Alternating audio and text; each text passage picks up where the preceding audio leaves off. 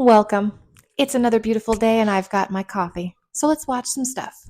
The biggest secret Big Pharma doesn't want your doctor to know. When most of us are feeling these symptoms like fatigue, cravings, irregular periods, depression, the problem is when you go see your doctor, they just give you a pill. And that's because in medical school, these guys are not taught about nutrition. Well, I'm here to tell you most of these problems are caused by food. Because food goes and affects your hormones. Here's an example of foods that our doctors recommend to us. High starchy foods, so-called whole grain breads that barely exist, and these industrial seed oils because they're heart healthy. These starches and seed oils drive up your insulin levels, which is crazy because eggs, your doctor will tell you to avoid, which is high in essential nutrients, high in protein, and doesn't drive up your insulin. That high insulin level imbalances the hormones. For women, leads to PCOS, acne, facial hair. And for men, low testosterone, man boobs, and erectile dysfunction. And that high insulin leads to resistance for fuel, leaving you with these symptoms. Follow the money. So we watched a video yesterday about food and additives in the food that make you continue to eat. And that made me think of a lot of the conspiracies surrounding food and all the mistruths even surrounding food for a profit. So I decided to make all of these videos today about that. There's also some big pharma in there because big pharma and the food industry, they go hand in hand. They really do. I hope you enjoy the videos. This one in particular, it's totally true. You go to the doctor and you tell them all these issues and they want to give you medication to correct it when in reality, they don't want to tell you a simple fix because that doesn't make them money. Hey, just wanted to thank you so much for joining me for today's coffee talk. If you're having a good time, maybe you consider hitting that subscribe button and come back tomorrow because I am making a new video every day. In 1977, a Senate Select Committee headed up by Senator George McGovern helped seal fat's fate over the objection of scientists who pleaded against it, and with no hard evidence to back it up, the committee recommended the low-fat diet to the nation. I have pleaded in my report and will plead again orally here for more research on the problem before we make announcements to the American public. Well, I would only argue that senators don't have the luxury that a research scientist does of waiting until every last shred of evidence is in. McGovern just wanted to make the statement, and he said, we haven't got time to wait for all the evidence. They recognize the science is unsettled, and then the counter-argument is, but we cannot afford to wait. And so they went without any evidence.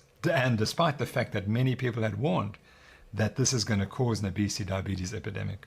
They were warned, but they ignored it. Okay, that was from a documentary you can find on Netflix. It's about an hour and 45 minutes. It's called Fat Fiction, and it's really interesting. It goes deep into how before the low-fat diet became a thing, people used to eat high-fat diets, and that's when everybody was thin. And then the sugar industry apparently had a hand in paying off some scientists to say that fat causes heart disease. And I remember my dad showing me a long, long time ago when I was a child. We were in the grocery store and my dad showed me a container of low-fat yogurt. And it had lower fat, but it had substantially more sugar than the full-fat version of it. There's a lot of interesting information in that documentary. I suggest you watch it. You ever attend a doctor's appointment and you feel like your doctor is eager to prescribe certain medications to you? Well, research indicates that some physicians are more likely to prescribe brand name medications promoted by big pharma. Pharmaceutical companies often give doctors incentives to promote their products. You want to learn more about the financial relationships that drug companies, medical device companies, and other healthcare providers have with doctors? Well, if you answered yes, I got great news for you. There's an open database that you can go to see if your doctor has received money from pharmaceutical companies. You're able to search and view payment data for individual healthcare providers, teaching hospitals, and companies. The great news is when you enter your search criteria for the individual doctor, healthcare provider, or the hospital or the business, You can search in all states, not just the state that you're in. Head on over to openpaymentsdata.cms.gov. Enter your search criteria. It's really easy. There are prompts there to guide you. And as always, I hope this video helps someone. So a while back, I worked at a residential facility for adults with developmental disabilities. I was there for about 5 years, and I had become the medical liaison, and I was responsible for all of their health care. So I would take them to all of their doctor's appointments, schedule their appointments, make sure their medication was right, all that stuff. And I remember sitting in doctor's offices many times, and a gentleman or a lady dressed very nicely would come in with their rolling suitcase and food. And they would just go into the back and they would drop off food with the staff, and they would talk with the doctor. Before long, I realized that those people work for the pharmaceutical companies. So they go out and they schmooze these doctors and tell them about the new medication that their company has and what they could get for pushing this new medication. It's insane. So they definitely do get paid for that. It took me a long time to realize that.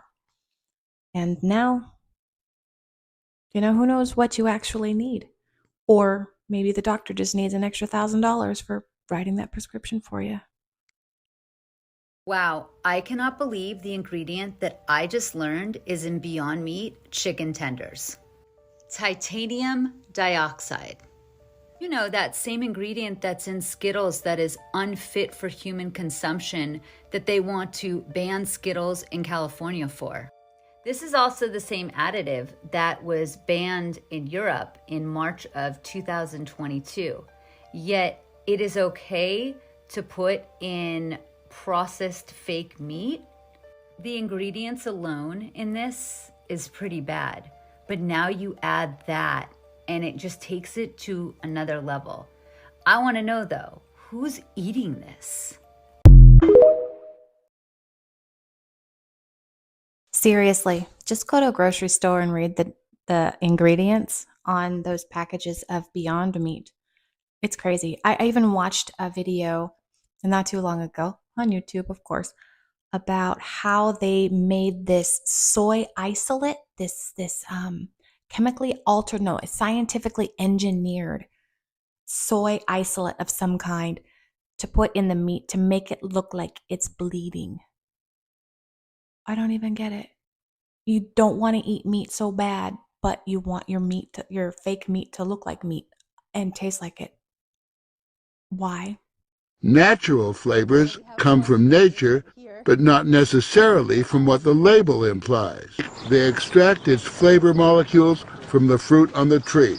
Then back in the lab, they mimic Mother Nature's molecules with chemicals. So what we do is just manipulate them and create with them and give the impression of, papaya. These are super sniffers, super tasters. They're plotting how to move the flavors they find in this grove to your supermarket shelf and then on to your stomach. In our fruit flavors, we're talking about we want, a burst in the beginning and maybe a finish that doesn't linger too much so that you want more of it. And you don't want a long linger because you're not going to eat more of it if it lingers. But that suggests something else. Exactly. Which is called addiction. Exactly. You're trying to create an addictive taste. It's a good word. Or something that they want to go back for again and again. So there's a gland around the anal region of beavers, and it's expressed, and it releases a fluid called castoreum, and that is the artificial vanilla flavoring. Gross, right? Yeah, sounds delicious. But that's considered a natural flavor too, because it's natural. It wasn't made in a test tube. Okay, so check this out. This is absolutely fascinating. So this is how easy it is to publish a fake study. In fact, this study right here on chocolate, how to get a fake study published and at the same time trick multiple media outlets across the entire world into reporting on it as though it is true. Check this out. Also, Adam Ruins Everything does an incredible episode on this, so check that out as well. So I introduce you to John Bohannon, a science journalist who created a fake study on purpose for the sole purpose of showing how easy it is to fool the media into making false headlines. And it was about how chocolate can be used to lose weight. So how did John do it? Well, first he used a very tiny sample size of only 16 people. He then cherry-picked the data that he wanted and got rid of the data that he didn't want, called p-value hacking. He then got it published in a scientific journal that has like a really good sciencey name, which was called the International Archives of Medicine. I mean, that's a really good name. I would buy that too. That sounds like a real publication. And all he had to do was just give them literally a couple $100, and voila, he has a published study. And then the last thing he did was he created a press release so that news outlets would, report on it, and they did, and a lot of them did.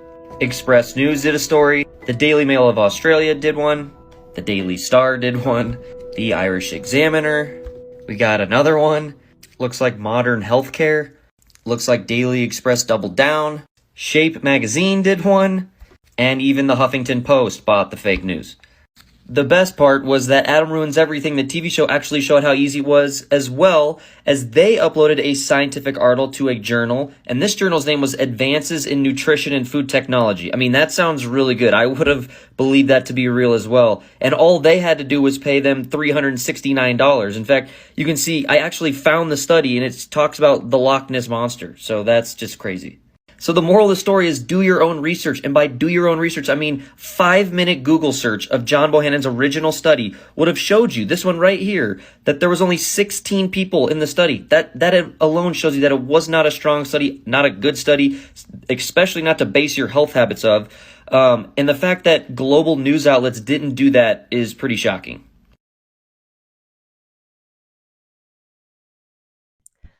It just goes to show that you can't trust everything that you read, everything that you see, especially in these medical journals and these scientific publications. They could be false studies. I've seen other videos of people that make it their like business to falsify studies and get them published, and it's crazy. It's just so simple, and you never know. It makes you not know which ones are true and which ones have zero scientific backing. So even the food pyramid that we were shown is a scam? These are not the recommendations of the nutritionists who actually did the research? That's right. Though a team of nutritionists had carefully formulated the guidelines of what to eat for optimal health, their recommendations just didn't sit well with the big name food corporations, and so they were changed. This is Louise Light. She was the nutritionist team lead, and even she said herself that the changes that the USDA made it clear that the food pyramid was ultimately just sold to the highest bidder. In the version that the nutritionists had, dairy did not have its own section, but in the version that was shown to the public, they did. This suggests that dairy is required for a healthy diet, when it's not. The nutritionists recommended 5 to 9 daily servings of fruits and vegetables. In the version shown to the public, it said 2 to 3 servings instead, over 50% less. The nutritionists also recommended only having 3 to 4 servings of breads and cereals. But the version shown to the public said 6 to 11 servings instead. And things like crackers and muffins were initially placed at the top of the pyramid. So yeah, the nutritionists were alarmed to see that in the version shown to the public, it had been moved to the base. Okay, but here's my thing. So they literally lied about what is healthy. And then they expect us not to ask them to pay for our health care?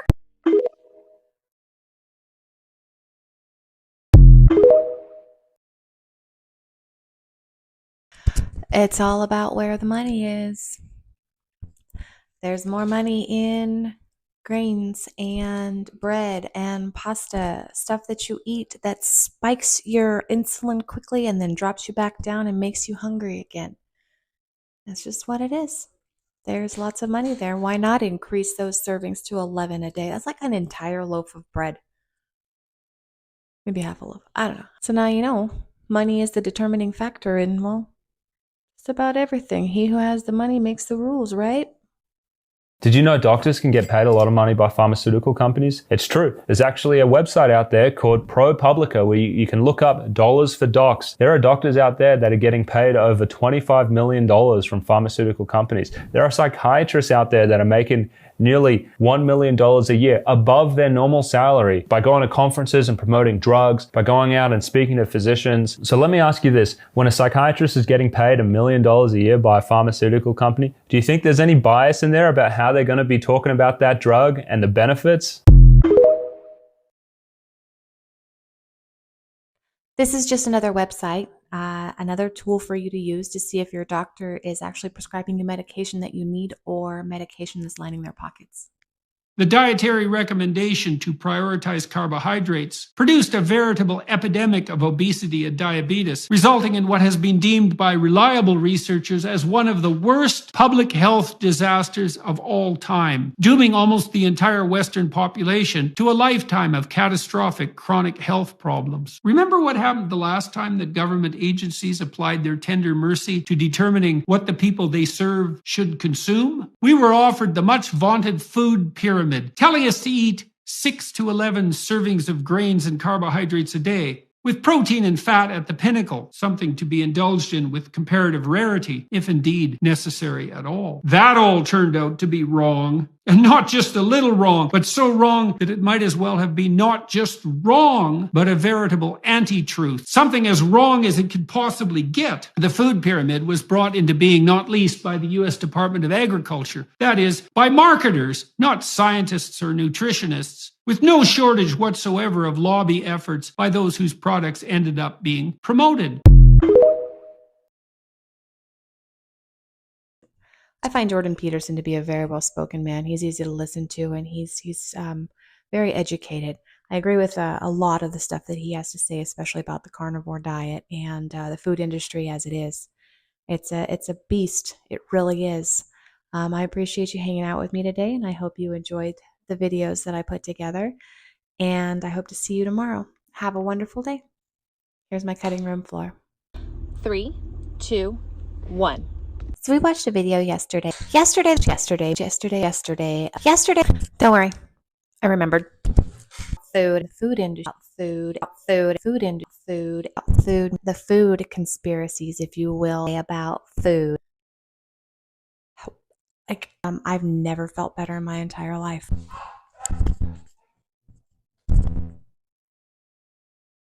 The puppies are playing. Simple, natural, nutritious. So apparently it's very easy to trick the people. Jordan Peterson is a very well-spoken person. And I just shut off the light. This carnivore diet. I'm sure I probably just sound like I pushed a carnivore agenda. The carnivore diet. On the carnivore diet, just feels better. Feels right. He pointed me in that direction, and I thank him every single day. You were eating beaver butt. Don't eat beaver butt.